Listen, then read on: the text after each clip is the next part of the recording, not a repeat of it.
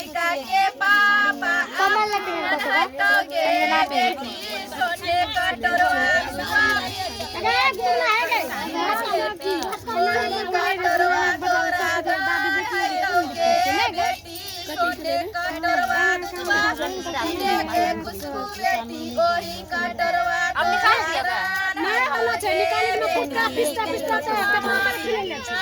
भाई तो गे बेटी लगा के मामा तो गे बेटी